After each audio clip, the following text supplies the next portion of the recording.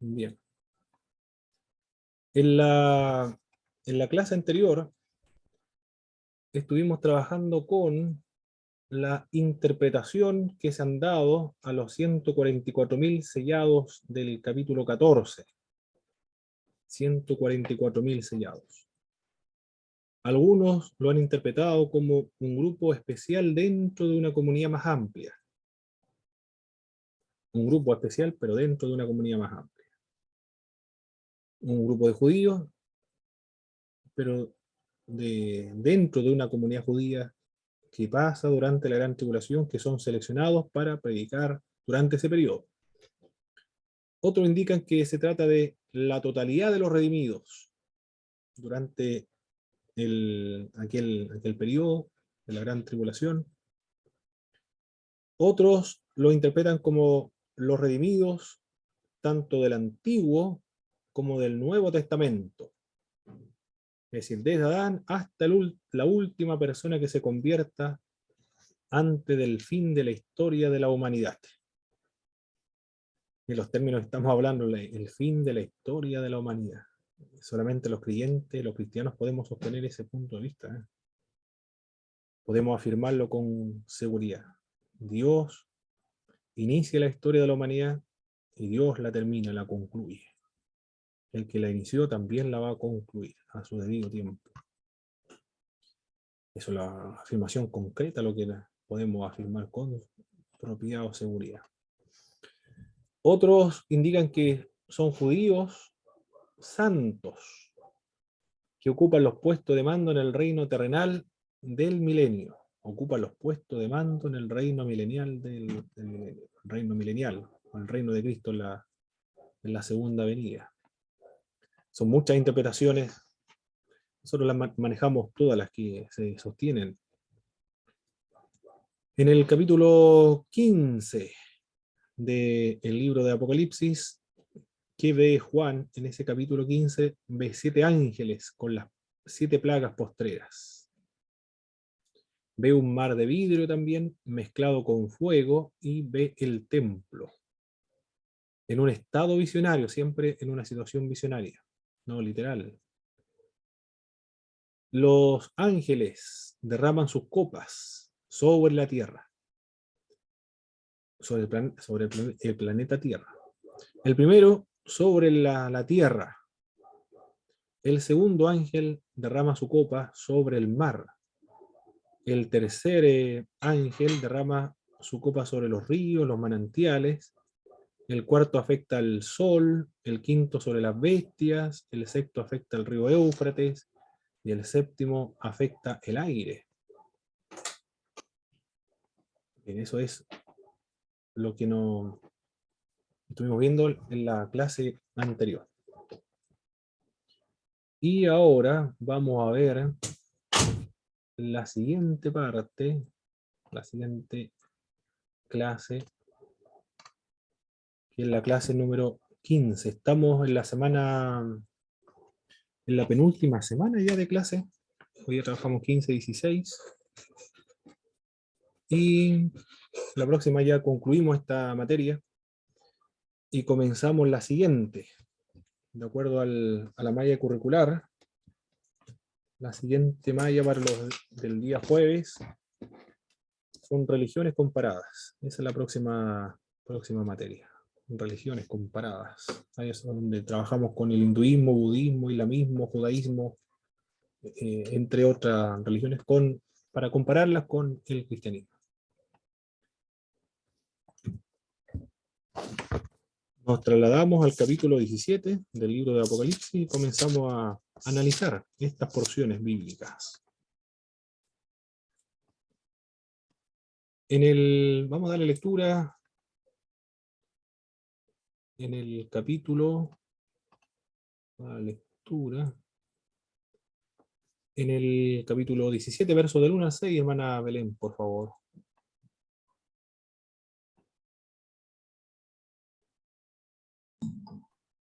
Dice: vino entonces uno de los 7 ángeles que tenían las 7 copas, y habló conmigo diciendo: ven acá y te mostraré la sentencia contra la gran ramera, la que está sentada sobre muchas aguas. con la cual han fornicado los reyes de la tierra, y los moradores de la tierra se han embriagado con el vino de su fornicación. Y me llevó en el espíritu al desierto, y vi a una mujer sentada sobre una bestia escarlata, llena de nombres de blasfemia, que tenía 7 cabezas y 10 cuernos. Y la mujer estaba vestida de púrpura y escarlata, y adornada de oro, de piedras preciosas y de perlas. Y tenía en la mano un cáliz de oro lleno de abominaciones y de la inmundicia de su fornicación. Y en su frente un nombre escrito, un misterio: Babilonia la Grande, la madre de las rameras y de las abominaciones de la tierra. Vi a la mujer ebria de la sangre de los santos y de la sangre de los mártires de Jesús. Y cuando la vi quedé asombrado con gran asombro. Y el ángel me dijo: ¿por qué te asombras? Yo te diré el misterio de la mujer y de la bestia que la trae, la cual tiene las 7 cabezas y los 10 cuernos. Perfecto. Muchas gracias, hermana Belén. Ve una visión, la visión de Babilonia y su gloria. Se sienta sobre muchas aguas, nos describe el verso 1, y con ella cometieron adulterio los reyes de la tierra, y los habitantes de la tierra se embriagaron con el vino de su inmoralidad. La descripción que se da de esta visión de la gran Babilonia: se sienta sobre muchas aguas. Juan indica también que en el espíritu ve a una mujer montada en una bestia, similar a la imagen que estamos viendo en la presentación, una bestia escarlata, de color rojo. Está cubierta de nombres blasfemos contra Dios, y tenía 7 cabezas y 10 cuernos. La mujer estaba vestida de púrpura, escarlata, y adornada con oro, piedras preciosas y perlas. Luego, en el verso, eso es lo que menciona esa sección de Apocalipsis, y en el verso del 7 al 18 comienza a darle la interpretación. Se describe primero, y después se interpreta. El mismo libro de Apocalipsis se encarga de interpretarlo. Aunque no es muy clara la interpretación, se debe recurrir a las explicaciones de los exégetas bíblicos. Al asombro de Juan ante la visión, el ángel procede a explicarle el misterio de esta mujer de la bestia.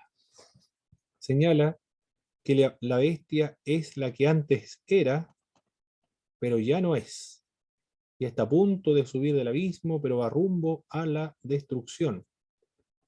Esta bestia, que antes era, pero ya no es, y sin embargo reaparecerá, dejará asombrado a los habitantes de la tierra, cuyos nombres desde antes de la creación del mundo no han sido inscritos en el libro de la vida del Cordero. Lo describe el verso número 8. Se menciona una mujer y una bestia. Nos habla también de los nombres, que estos nombres de las personas que la siguen, o de los habitantes de la tierra, nunca han estado inscritos en el libro de la vida, desde antes de la fundación del mundo. En ese texto bíblico ya se puede apreciar una doctrina que se conoce con este nombre, que es la doctrina de la presciencia de Dios. Ese por una parte, pero estrechamente relacionada con la doctrina de la presciencia de Dios está la doctrina de la predestinación. ¿Qué significa esta doctrina? Dios predestinó desde antes de la fundación del mundo a un grupo para ser salvado. Eso es lo que indica esta doctrina de la predestinación. Predestinó desde antes de la fundación del mundo quienes serían salvos. Y hay más explicaciones de a otros los condenó, otros no los condenó, lo dejó que se perdieran por sí solo. Son varios enfoques, pero a grandes rasgos es que Dios escogió un grupo para salvar. Pero esa predestinación está basada en la presciencia de Dios. ¿Qué quiere decir esto de la presciencia de Dios? Dios sabe con anticipación quiénes van a convertirse, quiénes van a creer y van a tener fe en Jesucristo. A estas personas que en el futuro van a creer, mirándolo desde la eternidad de Dios, en el tiempo Dios sabe quiénes van a creer, entonces Él, como sabe todas las cosas de manera anticipada, a esto los predestinó. en un lenguaje, por supuesto, que es simbólico de este libro de la vida para que nosotros entendamos. Fueron escritos esos nombres en esos libros, fueron escritos para, de antes de la fundación del mundo ya, quiénes iban a creer y quiénes no iban a creer. Y aquellos que Dios sabía con anticipación, quienes no iban a creer jamás, ni se habrían de arrepentir nunca, nunca jamás tampoco el Señor lo dejó registrado en el libro de la vida. Por lo menos eso es lo que podemos concluir en esta primera parte. Porque aquí lo dice, nunca fueron escritos en el libro de la vida, desde antes de la fundación del mundo. Antes de todas las cosas, antes de que fueran creados, existieran los seres humanos en la tierra.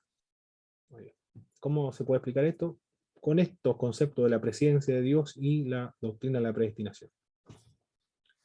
Las 7 cabezas son, nos dice el verso 9, son 7 colinas sobre las que está sentada la mujer,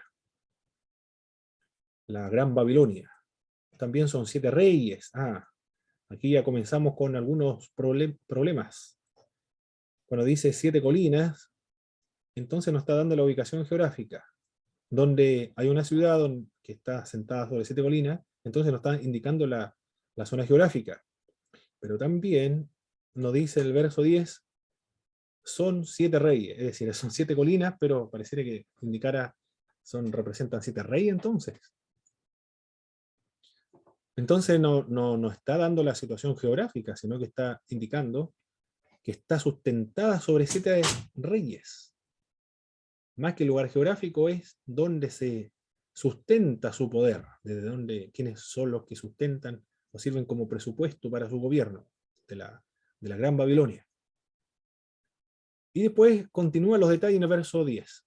5 de estos 7 reyes ya han caído, ya no existen. Uno está gobernando ahora, desde la perspectiva de Juan. Ya uno está gobernando de estos 7. 5 han caído, uno está gobernando y tenemos el sexto. El otro todavía no llega, que es el séptimo rey. Pero cuando llegue este séptimo rey, es preciso que dure poco tiempo. Lo describe todo esto, lo que menciona el verso 10. Cuando la bestia que antes era, pero ya no es el octavo rey. La bestia que antes era, pero ya no es el octavo rey. Está incluido entre los 7. Miren, súper confuso esta sección. Está incluido entre los 7, es decir, es parte de estos 7 montes, 7 reyes, donde se sustenta la Gran Babilonia. Era el octavo, no dice, pero está incluido dentro de los 7. Iba rumbo a la destrucción, lo que nos menciona el verso 11. Los 10 cuernos son 10 reyes también. Mire, los 7, las 7 cabezas simbolizan 7 reyes, 7 colinas. Pero también los 10 cuernos son 10 reyes que aún no han comenzado a reinar. 10 reyes. Pero porque por una hora recibirán autoridad como reyes. Por una sola hora. Junto con la bestia, en el verso 12. El propósito de los reyes es poner su poder y autoridad a disposición de la bestia. Que la bestia surge de estos 7 reyes. Y estos 10 le van a entregar todo el poder a la bestia. Le harán la guerra al Cordero. Pero el Cordero es invencible, pues este los va a derrotar. Lo menciona el verso 14. El Cordero no solo es invencible, sino que también nos dice el pasaje que es Señor de señores y Rey de reyes. Aunque hay 7 reyes, y de estos 7 sale uno que es el octavo, y a los 10 reyes le van a dar todo el poder a este octavo rey. Pero en el texto sugiere que no se preocupen los que están leyendo, porque el Cordero al quien estos reyes van a hacerle la lucha, la guerra, es el Señor de todos ellos y el Rey de todos ellos, el que están subordinados todos estos reyes que se han comentado anteriormente, los 7 reyes, el octavo rey, los 10 reyes, todos están sujetos, están subordinados, están bajo el poder de este rey, del Cordero, que es el verdadero y auténtico rey, que delega su reinado y su poder a los otros reinos para cumplir su propósito sobre la humanidad. Por eso que es Rey de Reyes y Señor de Señores. Es decir, a los que están siendo perseguidos en el contexto del siglo I, y entre ellos se encuentra Juan, le dice que hay otro más poderoso, más fuerte, que el que manda y controla todas las cosas. Y los seguidores son denominados escogidos. Ya ahí está la doctrina de la predestinación. Son escogidos, son predestinados. Estos sí que han estado inscritos en el libro de la vida. ¿Y cómo demuestran que son escogidos estas personas? En el verso 14, mi autora Isenia, por favor. ¿Cómo se sabe, cómo se demuestra o evidencia de que estas personas han sido escogidos por el Cordero?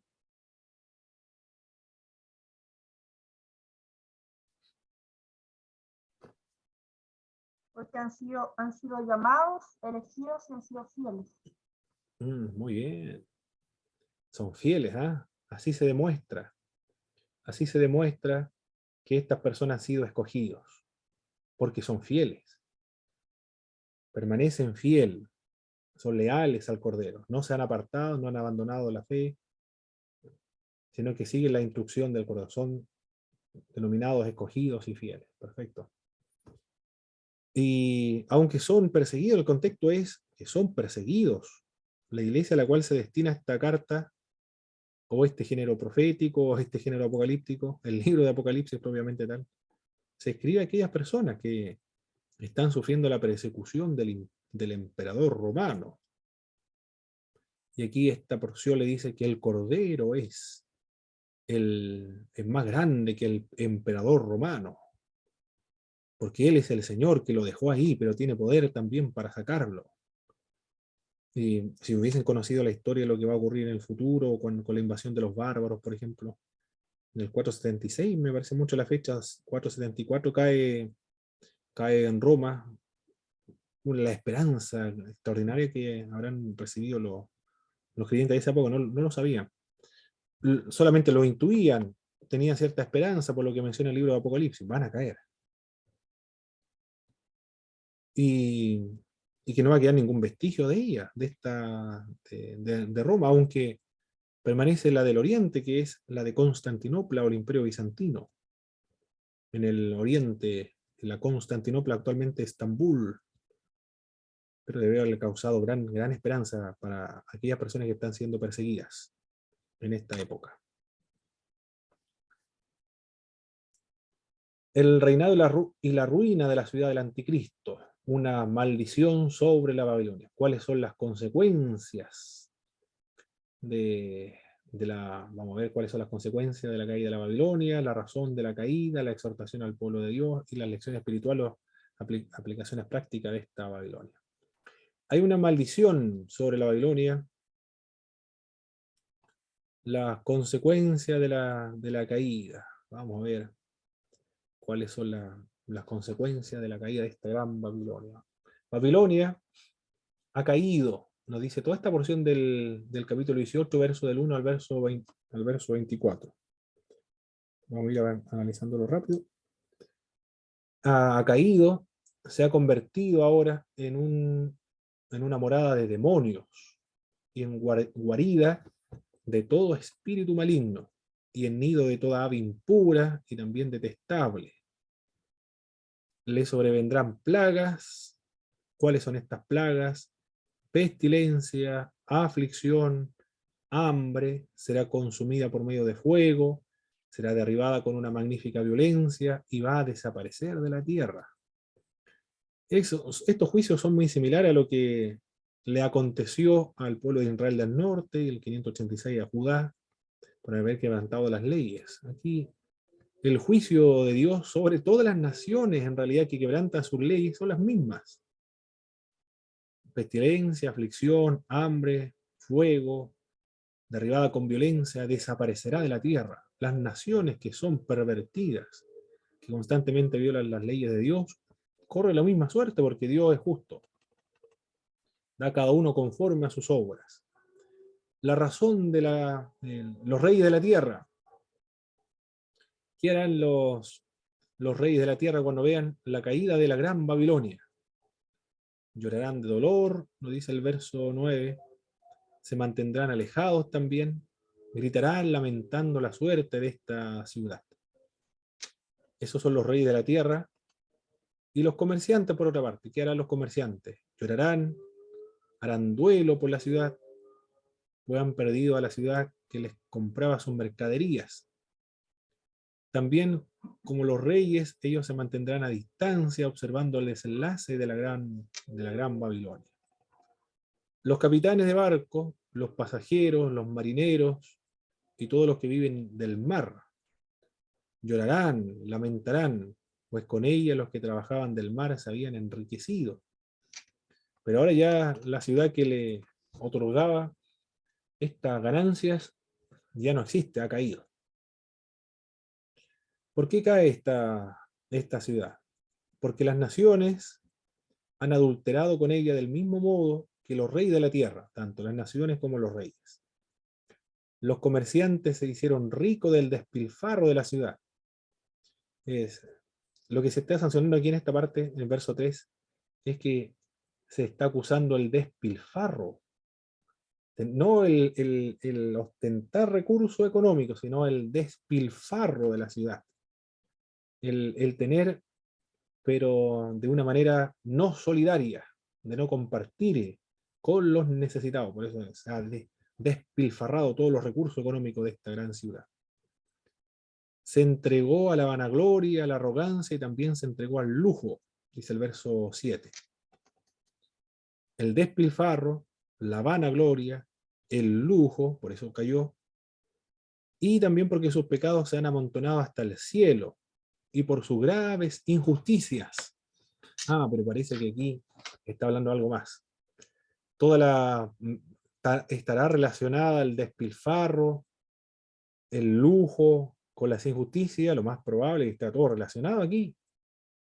Si ellos han despilfarrado todos sus recursos, han amontonado riquezas y viven del lujo, lo más probable es que lo hayan hecho por medio de injusticias. Se insinúa en el verso 20 que perpetró injusticias contra los santos. Bueno, aquí se menciona ahora contra quienes perpetró injusticia la gran Babilonia. Contra los santos, contra los apóstoles y también contra los profetas. Por eso va a caer esta gran ciudad, Babilonia.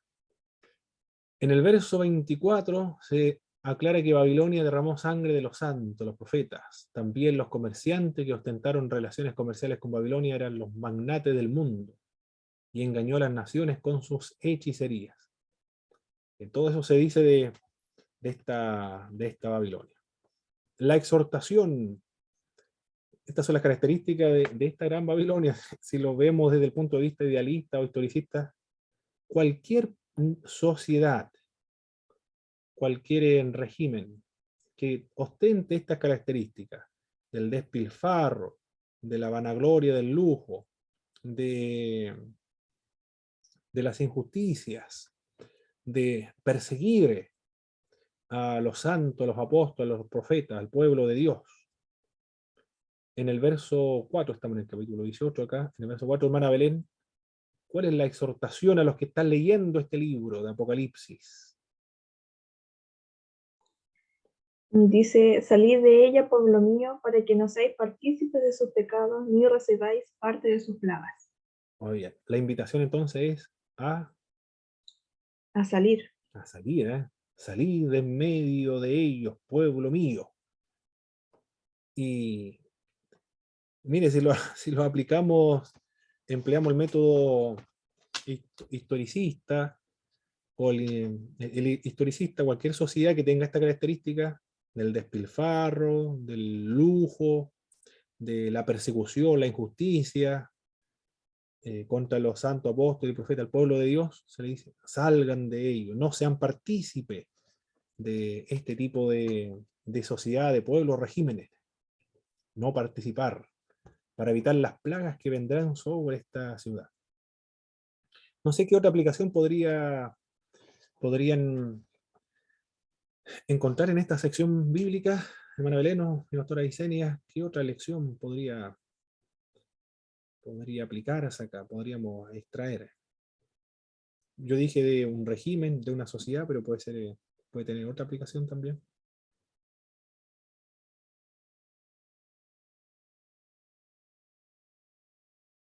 ¿Cuál podría ser?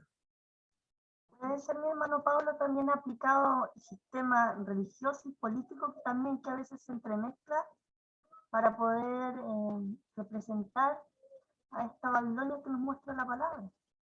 Muy bien, por supuesto que sí. Y ahí nos dice, salid de en medio, pueblo mío. En la historia de la iglesia siempre ha utilizado este eslogan. Lo utilizaron los protestantes del siglo XVI, Martín Lutero, Calvino, Zwinglio. Los anabaptistas también lo empleaban. Los anabaptistas corresponden a la reforma radical. Los rebautizadores se le denomina un término despectivo para referirse a aquellos que decían que no aceptaban el bautismo infantil o el bautismo por aspersión, tenían que bautizarse adultos en plena conciencia. Estos son los anabaptistas del siglo XVI, de la Reforma Radical. Y todos ellos, los anabaptistas, Lutero, Calvino, consideraban a la Iglesia Católica como la Gran Babilonia, porque tenía las características que estamos viendo acá. Por esa razón, porque tenía las características y no estaban errados y empleaban este método idealista o historicista, porque tenía las mismas características. Nosotros, si hubiésemos estado en esa época, también le hubiésemos aplicado a la Iglesia Católica por todas las características que tenía, por supuesto. Están persiguiendo a los protestantes, a los apóstoles, a los protestantes, a los cristianos evangélicos, purificaron la doctrina cristiana, se limitaron a la Biblia, se caracterizaban por el lujo, por las injusticias. ¿Quién puede negar todo eso? Hasta los mismos católicos lo reconocen. Por lo tanto, le aplicaba muy bien a la Iglesia Católica en esa época el término de la Gran Babilonia. En la época del siglo I se lo aplicaban a Roma. Y ahora se lo podemos aplicar a cualquier régimen que tenga esas mismas características.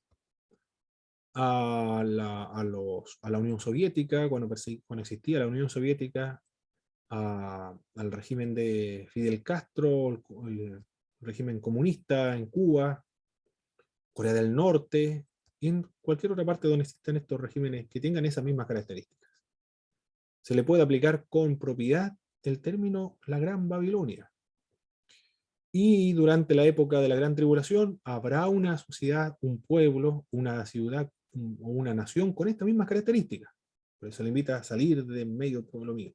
Por eso, si se ve y se emplean estas diversas escuelas de interpretación de Apocalipsis, enriquece más que empobrece el estudio del libro de Apocalipsis, porque tiene sentido para todas las épocas y para el futuro también. Es decir, no hay que solamente utilizar una sola escuela de interpretación de Apocalipsis, porque los enriquece, es significativa para todas las épocas. Una iglesia también que tenga estas mismas características, puede ser, por supuesto que sí. ¿Por qué no podría ser así? También hay iglesias que participan de estas injusticias. La invitación es salir de medio pueblo mío. Lo emplearon también los fundamentalistas en el siglo XX. ¿Quiénes son los fundamentalistas? Son los que establecieron son como 11 fundamentos de fe que todo creyente debe creerlo. Si no lo cree, no es considerado como ortodoxo en la fe. Pero los fundamentalistas, la característica de ellos fueron intolerantes, literalistas, pesimistas y una escatología escapista. El término fundamentalista es un término peyorativo, condenatorio ya. Si alguien le dice fundamentalista, lo están condenando y es un desprestigio para los que reciben este tipo de título o descripción, los fundamentalistas. Por esa característica, por ser intolerantes, de no aceptar a otras personas que tienen una opinión diferente en cuanto a estos temas. Los conservadores creemos todo aquello con excepción de una. Por ejemplo, hay presbiterianos, metodistas, anglicanos, luteranos que no son pretribulacionistas ni premilenialistas. son amilenialistas, algunos son premilenialistas históricos, pero no son pretribulacionistas. A esos también hay que apartarse y salir de ellos. El lema de los fundamentalistas es salir de en medio, pueblo mío. Es decir, a todos los creyentes les decía que abandonaran las iglesias, que no fueran o que no ostentaran estos 11 dogmas de fe. 10 son aceptados por todos los cristianos evangélicos, conservadores, con excepción de uno, que es del pretribulacionismo, premilenialismo. Bien, se ha utilizado ese eslogan: salid en medio, pueblo mío, y no sean partícipes de sus pecados para evitar las plagas que les sobrevendrán a esta ciudad. Bien, en el capítulo 19, verso del 1 al 10, vamos a leer ahora, del 1 al 10. Mi pastora Isenia, por favor, capítulo 19, del verso 1 al verso 10. Amén.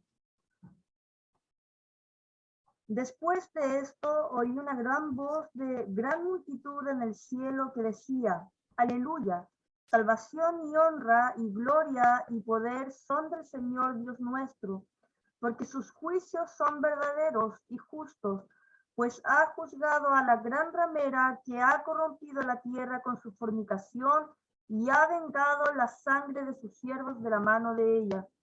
Otra vez dijeron: Aleluya. Y el humo de ella sube por los siglos de los siglos.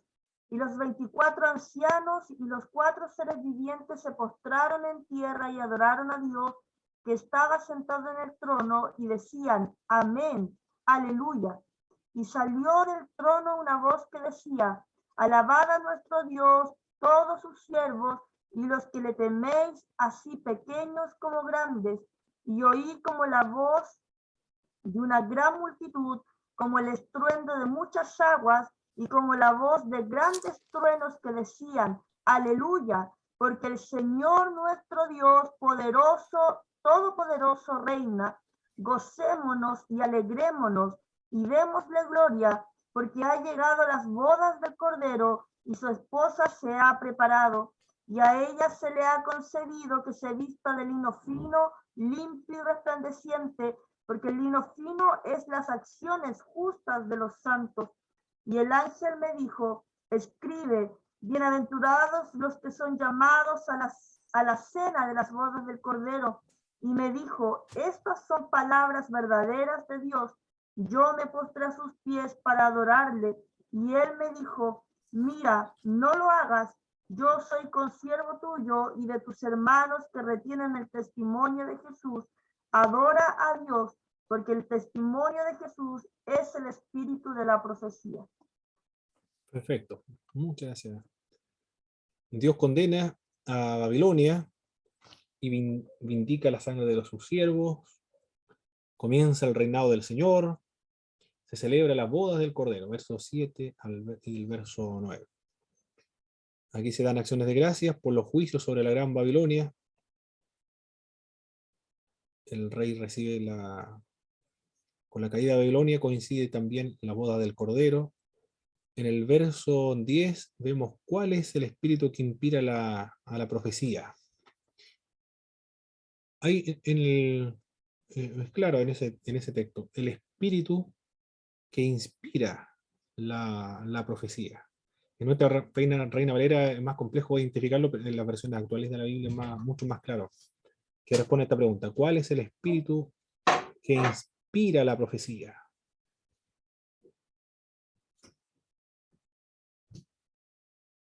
¿No es muy claro, parece, en nuestra Reina Valera? ¿O sí? Dice que es el testimonio de Jesús. Muy bien. Ese es el espíritu de la profecía. Lo que motiva la profecía, lo que activa, el propósito, la finalidad, la meta de la profecía es el dar testimonio de Jesús de Nazaret. Todas las profecías dan testimonio acerca de Jesucristo, apunta, alude, se dirige a Jesucristo. Muy bien, muy sencillo. En ese sentido, toda la Biblia habla de Cristo. Todo predicador del Evangelio apunta a Cristo. Y Por eso la característica de la predicación es cristocéntrica. La iglesia es cristocéntrica. Las alabanzas deben ser cristocéntricas también, deben estar girando en torno a Jesús de Nazaret. Porque es el espíritu de profecía lo que inspira todo tipo de profecía. La expresión las bodas del Cordero es una figura que denota la unión íntima, indisoluble. Es una boda, es una unión íntima entonces, e indisoluble. Como el matrimonio, es íntima e indisoluble. De la comunidad de los redimidos con el Mesías. Hay una unión de los creyentes de la iglesia de manera indisoluble, permanente, para con el Mesías. ¿Cuál será el tiempo de la boda del Cordero? ¿Cuándo será el tiempo cuando ocurrirá esto de las bodas del Cordero? Bueno, aquí vamos a presentar un esquema para identificar el tiempo, para tener ciertas ideas. Lo presento desde la perspectiva de la cual nosotros todos hemos adscrito, lo que estamos aquí por lo menos, hemos adscrito. A ver, aquí tenemos, ¿cómo lo hago esta parte de aquí? Esta es la época de la iglesia, la época de la iglesia. Acá ocurre el arrebatamiento de la iglesia. Después comienzan la gran tribulación.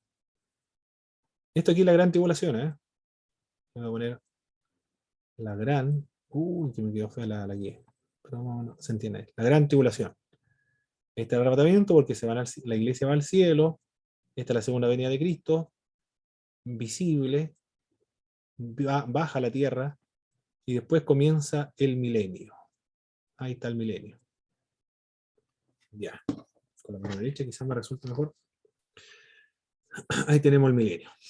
Pero claro, se entiende que esta parte del conocido como el rapto, arrebatamiento y manifestación visible, se le conoce toda esta parte como la segunda venida de Cristo, desde la perspectiva del esquema pretribulacionista. Todo esto es la segunda venida de Cristo, pero ocurrida en dos fases. La boda del Cordero ocurre por acá entonces, en esta parte. En esta parte, donde está la X. Ahí comienza la boda del Cordero. Y entonces el tribunal de Cristo sería inmediatamente al arrebatamiento, el tribunal de Cristo, para ser juzgados todos los creyentes.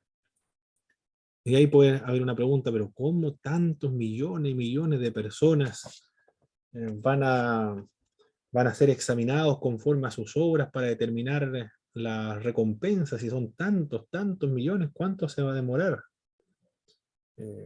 Eso debería llevarle años. Bueno, aquí estamos hablando con Dios, con Cristo, no necesita tanto tiempo para investigar, examinar a quienes se le debe recompensar conforme a las obras, porque lo sabe todo. Ya no, eso no hay problema. Y después, por acá entonces sería la boda del Cordero. Y acá regresaría. Ese es el esquema. Sería entonces, de acuerdo a este esquema, la boda del Cordero será entre la traslación de la iglesia y la segunda venida de Cristo, o entre el rapto y la manifestación gloriosa. A todo eso se le conoce como la segunda venida de Cristo. Entre el tribunal de Cristo y la segunda venida de Cristo. La primera X es el tribunal de Cristo y al medio las bodas del Cordero, de acuerdo a este esquema. Que es evangélico, ¿no? Me refiero a las asambleas de Dios, iglesias de Dios, cuadrangular, aliancista, bautista, pentecostales. Los neopentecostales, algunos han cambiado su escatología, son postmilenialistas, por eso no lo incluyo acá. Los luteranos, anglicanos, los anabaptistas, bueno, acá en Chile no están los anabaptistas, luteranos, anglicanos, presbiterianos, metodistas, no metodista pentecostal, sino metodistas nada más, la Iglesia Metodista de Chile, son todos amilenialistas. Es decir, ya no encontramos la gran tribulación y ya estamos en el milenio. No se hacen esas especificaciones que nosotros no hacemos. Este esquema es según el pretribulacionismo, premilenialismo. ¿Dónde ocurrirá la boda del Cordero? Bueno, en ninguna otra parte, sino que solamente se puede dar en el cielo. Claro que cuando decimos cielo, no nos estamos refiriendo a la atmósfera, a la estratosfera, sino que nos estamos refiriendo a un lugar espiritual. Si se pudiese hablar de lugar cuando nos referimos al espíritu, que es invisible, incorpóreo, pero para fines didácticos, para que nosotros podamos entender en nuestra mente, decimos el cielo, pero el paraíso, la presencia inmediata misma de Dios. ¿Quiénes van a participar en las bodas del Cordero? Bueno, ¿quiénes? Todos los creyentes, todos los que han nacido de nuevo. Cuando hablamos de, bueno, aquí hay que precisar, cuando hablamos de cristianos, de creyentes, de nacido de nuevo, lo estoy empleando como sinónimos. Cuando me refiero a creyente, porque se ha creído y se ha arrepentido. De cristianos también. Sin especificar la confesión o la denominación. Sin especificar. Porque ahí es más complejo el tema. Sino solamente los que han nacido de nuevo, que son los creyentes. Porque si crees, porque han nacido de nuevo. Independientemente de cómo se entiende, cuando ocurra y qué hay que hacer para nacer de nuevo. Si no, ha nacido de nuevo, nada más. Lo central de todos los cristianos, sin embargo, me he dado cuenta al escuchar las conversaciones, la televisión, cuando invitan, por ejemplo, a un arzobispo de la iglesia de Antioquía de Siria, que es de la iglesia ortodoxa siria, una hermana, de un programa de televisión evangélico en Argentina, y llamó a una hermana de edad avanzada ya, le preguntó sobre la justificación por medio de la fe. Esa fue la pregunta. Típico protestante, porque la característica del protestantismo es la justificación por medio de la fe, el énfasis. Y bueno, lo ortodoxo, igual que los católicos, justificación, santificación, lo mismo, son sinónimos. Pero la respuesta que él dio, dijo, sí, yo soy cristiano. Pero me gustó la respuesta que le dio después, dijo, nosotros somos la iglesia establecida por los apóstoles de Jesucristo, por Pablo y por Pedro. Ellos nos establecieron allá en Antioquía de Siria hace 2000 años atrás. Y fuimos nosotros la primera iglesia a la cual se les denominó cristianos. La respuesta con orgullo del arzobispo. ¿Eh? A nosotros se nos dijo somos cristianos, por primera vez. Y Pablo y Pedro nos establecieron como iglesia en el siglo I y aparecemos en el libro de los Hechos, ¿verdad? Está en el libro de los Hechos. Somos una iglesia que aparece en la Biblia. Nosotros no podríamos decir eso, nuestro nombre de la denominación no está en la Biblia. Nosotros decimos, ahí está, busque Hechos, ahí está el nombre de mi iglesia, Antioquía de Siria. Y también de ahí fue el primer centro misionero. Las primeras misiones de ahí salieron, de Antioquía de Siria. Pero la otra respuesta que le dio es, después de echarle toda la carga histórica y toda la tradición de años, de 2000 años, a nuestra hermana, no sé de qué iglesia habrá sido, no dijo de qué iglesia, la pregunta que le hizo la hermana, dijo, yo soy creyente, soy cristiano. Yo creo que Jesucristo murió en la cruz por mis pecados. Esa fue la respuesta que dio. Y todos nosotros podemos decir lo mismo. Ya la cruz, entonces, a todos los creyentes, la misma fe. Cristo murió por mis pecados. Y en esa cruz se produjo, o gracias a la cruz, la muerte de Cristo en la cruz, gracias a ella somos salvos, justificados por medio de la fe, regenerados, santificados, predestinados. Aunque a estos términos, predestinados, justificados, santificados, salvados, se le dé distintas connotaciones, interpretaciones, matices, pero lo que lo une todo es la cruz, esa parte de la cruz. Por eso lo digo de los creyentes nacidos nuevos, los cristianos que creen en Jesús de Nazaret, que han experimentado esa crisis espiritual de conocer, experimentar, vivir, seguir, ser fiel a Jesús de Nazaret. Reproducir la imagen de Cristo en el creyente. Esos son los que van a estar ahí en las bodas del Cordero. Si son pretribulacionistas, mesotribulacionista, posttribulacionista, premilenarista histórico, premilenarista dispensacionalista, milenarista, postmilenarista, no importa. Todos van a estar ahí en la boda del Cordero. Temas escatológicos, ahí no hay problema en cuanto a eso. Ya voy a borrar aquí. Se logra ver bien bueno, son algunas letras nada más también. No hay mucho que hay que leer ahí.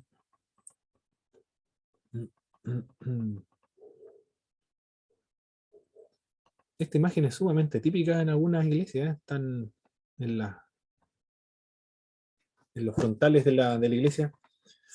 Nosotros los evangélicos decimos, no te hará imagen ni semejanza de lo que está arriba en el cielo, en la tierra, ni debajo de la tierra. Bueno, los adventistas también, bueno, todos los evangélicos decimos lo mismo, pero los adventistas, me acuerdo conversar con un adventista, y en la revista aparece la imagen de Jesús ahí. Lo encontraron como contradictorio porque decían, pero no estamos diciendo nosotros, enseñamos que no te hará imagen ni semejanza, y aquí tenemos a Cristo en la portada de nuestra revista, y nosotros igual el Evangelio no te hará imagen ni semejanza, igual nosotros tenemos pintura de Cristo. Bueno, la diferencia es que no le adoramos, no le prendemos velas, ni tampoco le oramos, es solamente método ilustrativo, para ilustrar nada más, pero nada, es simplemente representar pasajes bíblicos, no le adoramos. Pero mire, esto, aunque somos iconoclastas que destruyen las imágenes, pero nosotros los evangélicos igual utilizamos pinturas para ilustrar la fe, para ilustrarla, igual que la iglesia primitiva, hacían mosaicos, por ejemplo, pinturas también, figuras tridimensionales. Nosotros figuras tridimensionales no las hacemos porque igual que el ortodoxo puede despertar a la idolatría. Pero también nosotros los evangélicos hemos hecho figuras tridimensionales, por ejemplo Martín Lutero, Calvino, hay estatuas de Martín Lutero, Calvino, Zwingli, John Wesley también, hay estatuas, hay pinturas ahí. Aparece en esta pintura el jinete del caballo blanco. Hay un jinete aquí. Jinete del caballo blanco. En el capítulo 19 estamos ahora en el verso 11 al verso 21. Características de este jinete, ¿cuáles son? Primero, nos dice que viene del cielo. Oh, ya la primera imagen es espectacular porque dice, viene del cielo. Vi el cielo abierto y aquí un caballo blanco. Juan, igual que Ezequiel, estaba yo en el río Quebar, juntamente con los exiliados de Babilonia. Los cielos fueron abiertos y vi visiones de parte de Dios, cuenta el profeta Ezequiel. Acá Juan también. Vi el cielo abierto y aquí un caballo blanco. Viene del cielo entonces. Su nombre, ¿cuál es el nombre de este jinete? En verso 11, ¿cuál es el nombre? Fiel y verdadero. Fiel y verdadero, muy bien, se puede confiar absolutamente en él. Todo lo que diga es verdad, todas sus promesas se van a cumplir. Él es el fiel y verdadero representante de Dios. A Dios nadie le ha visto jamás, el unigénito de Dios que está en el seno del Padre, Él le ha dado a conocer.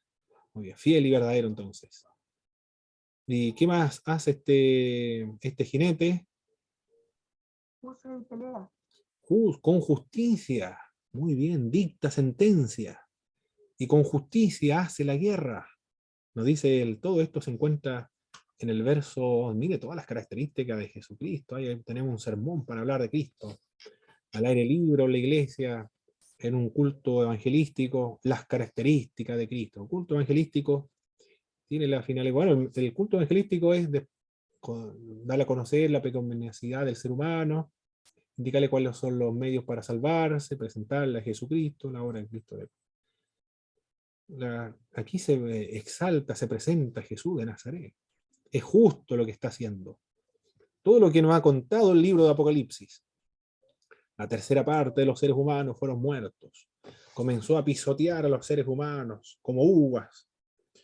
Y las aguas fueron contaminadas, se convirtieron en sangre, los barcos, la tierra, los ríos, el mar, úlceras malignas, pestilentes y dolorosas, la muerte es terrible, matanza por una circunferencia de 300 kilómetros a una altura de 1,5 metros de sangre, un mar de sangre humana, que es masacrada cuando venga el Señor. Alguien puede decir, pero esto es una aniquilación, esto es una brutalidad, peor que lo que hicieron los asirios.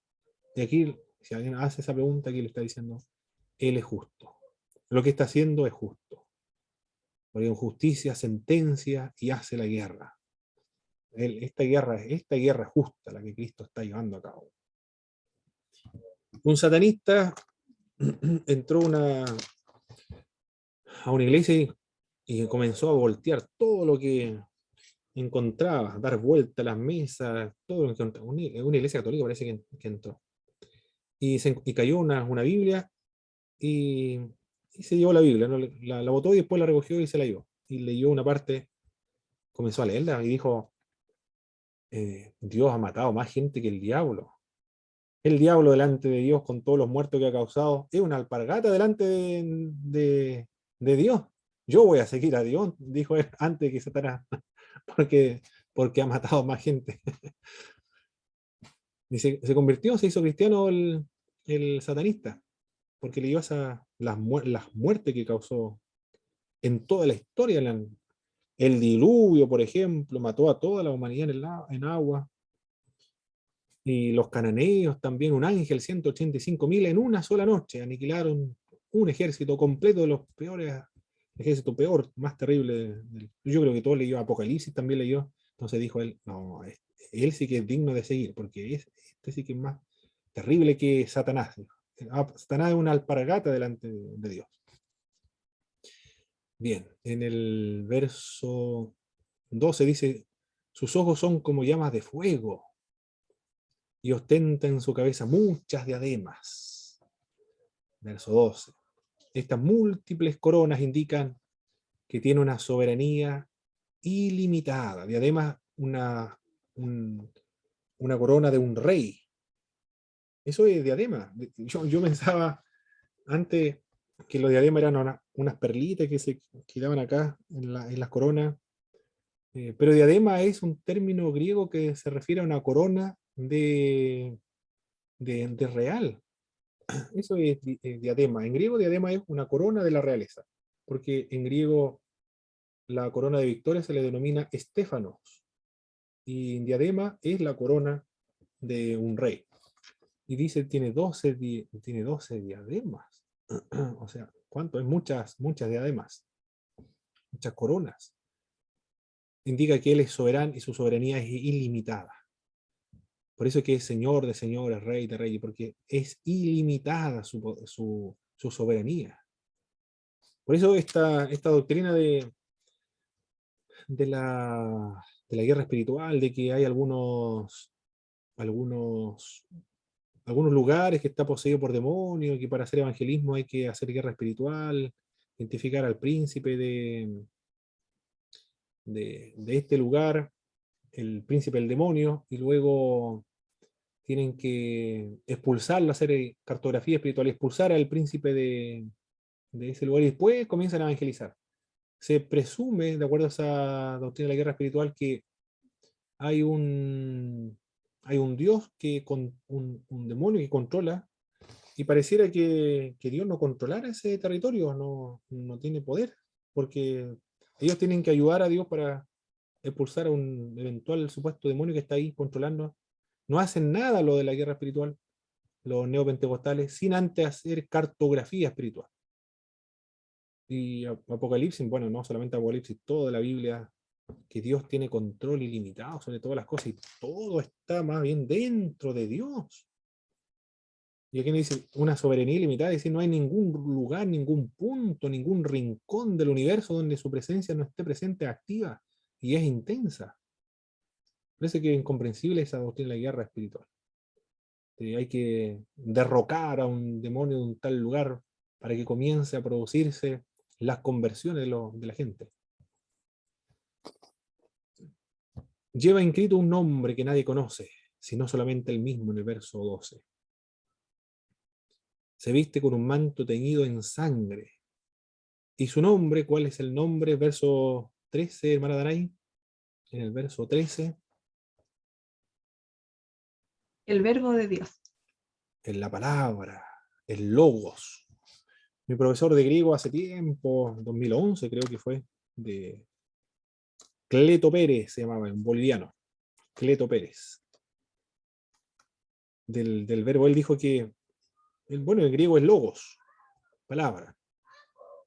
Y la traducción ahora, en esta época, la mejor traducción sería la palabra, porque los verbos implican acción y movimiento. Pero la palabra revela. Y el término logos es revela al Padre, da a conocer al Padre. Por eso que la mejor palabra sería, o la traducción sería la palabra, porque la palabra comunica, y Jesús comunica al Padre, da a conocer al Padre, interpreta al Padre. El verbo de Dios, el único que puede dar a conocer y revelar, comunicar con la mayor precisión y fidelidad a Dios, es este jinete del caballo blanco. Está teñido en sangre. Su vestimenta está teñido en sangre. Pero esta sangre no es la sangre que derramó en la cruz para expiar los pecados del mundo.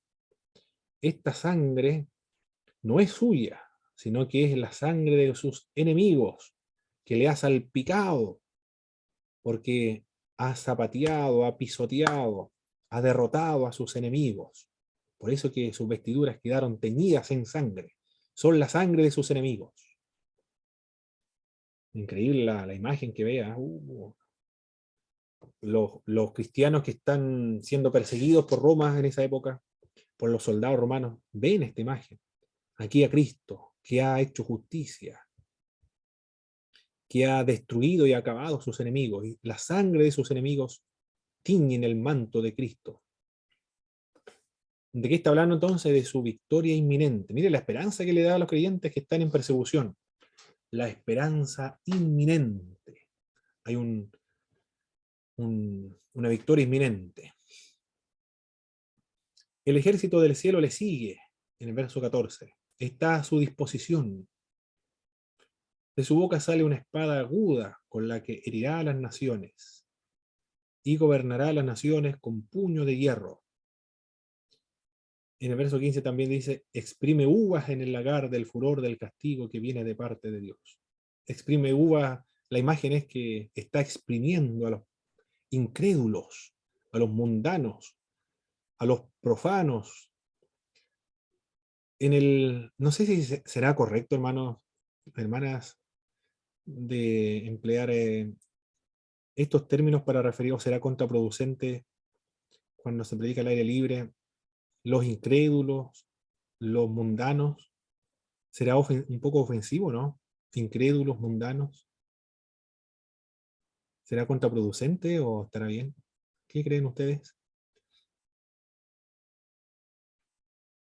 Bueno, el mundano, no sé si la gente lo entiende, pero incrédulo, dependiendo de la persona, pero igual creo que podría ser un poco ofensivo para Muy bien. algunos. Yo recuerdo un hermano que tiene una radio 920 en la región de la Araucanía, hermano Vale se llama, contaba que le tenían respeto a los cristianos. Él se subió a una micro y le gustaba también las iglesias cristianas, pero lo que no le gustaba y se ofendía a él que le llamaran inconverso. Esa es la palabra que no le gustaba, se sentía ofendido cuando le llamaban inconverso, los inconversos. De eso me acuerdo, los inconversos. Se sentía un poco mal. Mi hermano Pablo, ¿Sí? pero puede ser de que se deba hacer una diferencia, porque si vamos a la ofensa, ¿Mm? hay cosas que a lo mejor a usted le ofenden que a mí no. que se le ofenda va a variar. Hay gente que no se ofende, hay otras gente que sí. Exacto. Pero hay una diferencia entre la ofensa y la verdad, porque realmente sí hay personas incrédulas y realmente sí hay personas mundanas. Claro. Entonces no podemos, en una opinión muy personal, a lo mejor vivir o pensar solamente que a lo mejor a la otra persona le va a ofender, sino más bien entendiendo de que también es la verdad. La palabra habla de incrédulos y la palabra también menciona acerca de los mundanos. Entonces, esa era mi acotación. Que hay Muy que hacer bien, una sí, sí. diferencia también. Y es una forma también de, en el libro de Apocalipsis de los dos testigos, la gente que escuchaba la predicación de los testigos se alegraron cuando murieron porque dijeron, esto nos atormentaban día y noche, nos atormentaba. Era la conciencia que la atormentaba, claro, si una persona le dicen incrédulo, profano, mundano, inconverso, claro, le es tormentoso, por lo menos se le despierta de alguna manera la conciencia de cuál es su realidad realmente, cuál es su situación. Muy bien, muchas gracias por sus opiniones. En el manto y en su muslo lleva inscrito este nombre nuevamente, para si se le olvida a los cristianos que están siendo perseguidos por el Imperio Romano en esa época, y los que están siendo perseguidos por el régimen comunista chino actualmente, o en Corea del Norte o en Cuba, en el verso 16, hermana Belén, ¿cuál es el nombre nuevamente? Otro título, otro nombre que tiene el Señor. Verso 16. Rey de reyes y Señor de señores. Se repite otra vez, ¿eh? Él es fiel y verdadero, es el verbo de Dios, es Rey de reyes y Señor de señores. Mire todos los nombres que se le aplican aquí. Fiel y verdadero, el verbo de Dios, Rey de reyes, Señor de señores. Que no haya ninguna duda de que Él gobierna, controla, guía, supervisa la historia de la humanidad. Aquí nos encontramos en la historia de la humanidad. Puede ser la gran tribulación, en la época del Imperio Romano, a través de toda la historia. Pero Él controla todas las cosas. No solamente controlará y estará en acción durante la época de la gran tribulación, ya está en acción ahora mismo.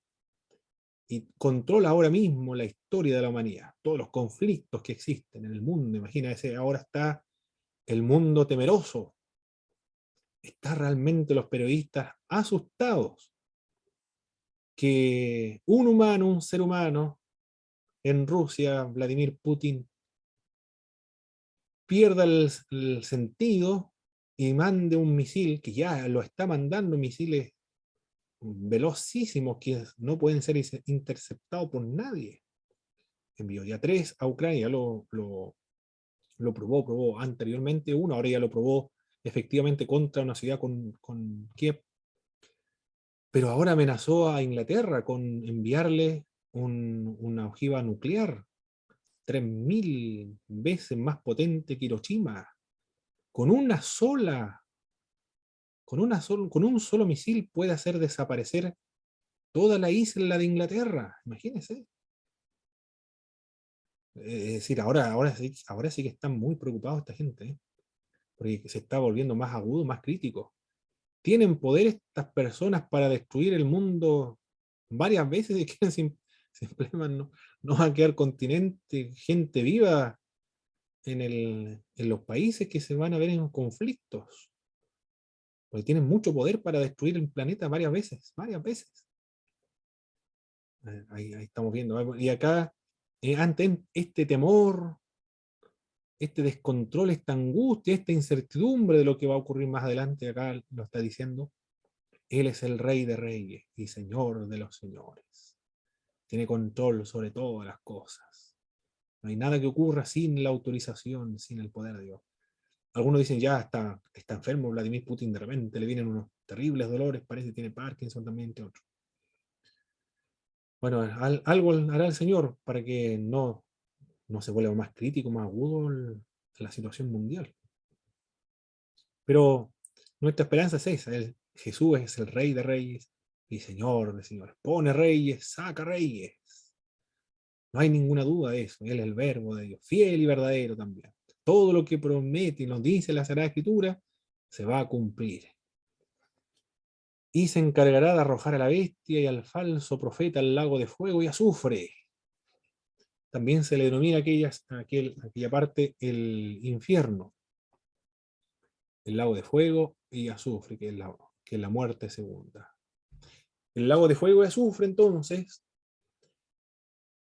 lo van a inaugurar la bestia y el falso profeta. Van a ser los primeros que van a ingresar al lago de fuego y azufre. Aquí tenemos que identificar los términos. El término infierno el término infierno proviene del latín. En griego es el Gena. En griego es el Hades. En hebreo es el Seol. Esos son los vocablos que se emplean. Hades o Gehenna también. El Seol en hebreo. Hades en griego. Infernum en latín se tradujo al castellano como infierno. Pero se refiere a un lugar donde van los espíritus de los difuntos. En el Nuevo Testamento hay una separación entre uno y otro. En el Nuevo Testamento se dice a los brazos de Cristo, están con Cristo, todos los muertos en Cristo están con Cristo en el paraíso, también se dice.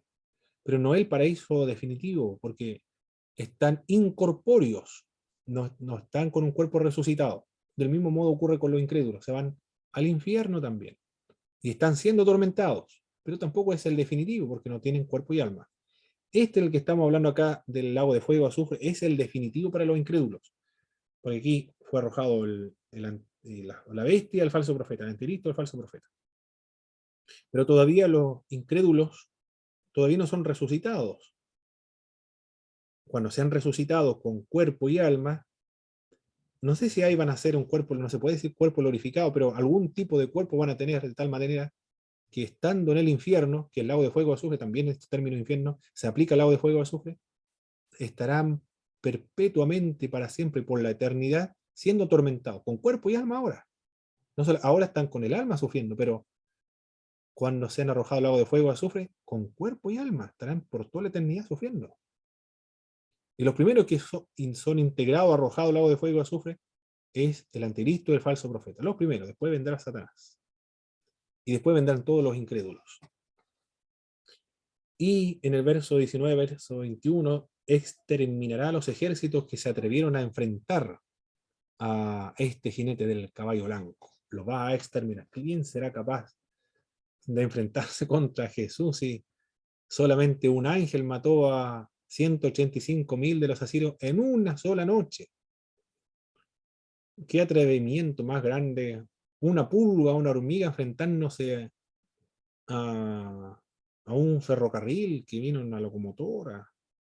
Absurdo, absurdo, imposible. Dios mismo, enfrentarse a Dios mismo es una locura, una irracionalidad. Por eso que el no creer en Jesucristo es un acto. ¿Qué acto más irracional puede ser el no creer y seguir a Jesús de Nazaret, al creador, sustentador de todas las cosas, de nuestro creador? Es una irracionalidad, una locura esa. Eso es realmente locura, que condena al alma por toda la eternidad. Esos son realmente tan locos. Spurgeon decía, es una locura, esto es tan loco realmente la incredulidad, no seguir a Jesús de Nazaret. Porque cuando Jesús venga, se enfrentarán estas personas contra Jesús y Él lo aniquilará a todos. En el verso 18, hermana doctora Gisenia, por favor. En el verso 18, estamos en el capítulo 19 todavía. Amén.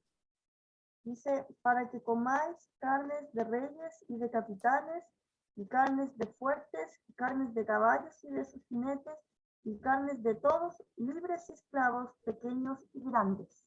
Ahí menciona una gran cena, ¿eh? Hay una gran cena. La cena de Dios.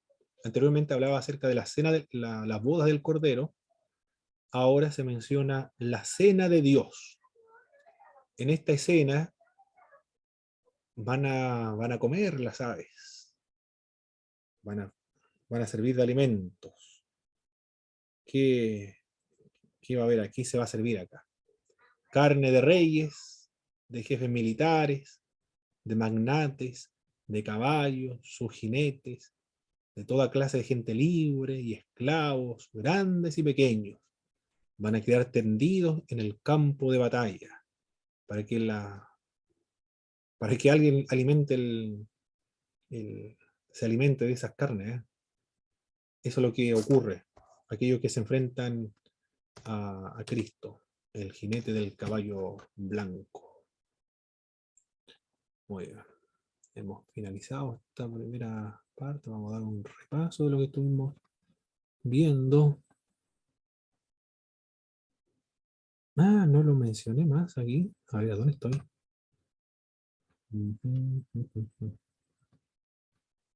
No lo vimos, pero con respecto ¿a quién podría representar la mujer sentada sobre la bestia de 7 cabezas? Esto no lo expliqué bien, se me pasó. Ya, pero lo menciono ahora. Con respecto a la mujer sentada sobre la bestia de 7 cabezas, ¿quién podría representar? Algunos indican que se refiere a la Babilonia escatológica. Aquí Babilonia escatológica, literalmente a la Babilonia.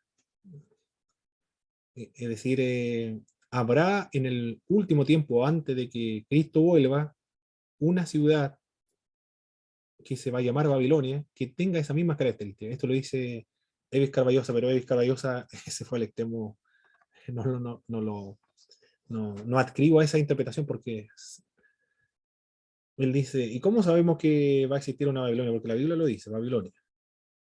Y va a estar en el mismo lugar, es decir, el río Tigre y Éufrates en Irak. Allá va a haber una Babilonia. ¿Y cuál es el argumento? Porque la Biblia lo dice literalmente, lo dice así, y por eso tiene que ser así. Emplea el método hiperliteralista, es decir, no acepta que sea figurado o simbólico. Muy literal, extremo. Se fue al extremo en cuanto a la literalidad del pasaje bíblico. Otros, en cuanto a Babilonia, interpretan como Roma. Esa es la más común, la más tradicional, el Imperio Romano. Acá, lo que leyeron en el libro Apocalipsis en esa época, representa el Imperio Romano. También hay la otra explicación, con respecto a esta Roma, representa la iglesia apóstata de los últimos tiempos. Aquí viene esta explicación de la iglesia ecuménica, donde se va a unir con todas las religiones del mundo. Pero esas son todas las posibles interpretaciones que se dan a esta Babilonia. ¿Quiénes son los que lamentan la caída de Babilonia? Lo estuvimos hablando hace un momento atrás. ¿Quiénes son los que lamentan? Los reyes, los comerciantes, los capitanes de barco, los pasajeros, los marineros, todos los que viven en el mar. El jinete del caballo blanco del capítulo 19 de Apocalipsis, ¿a quién representa?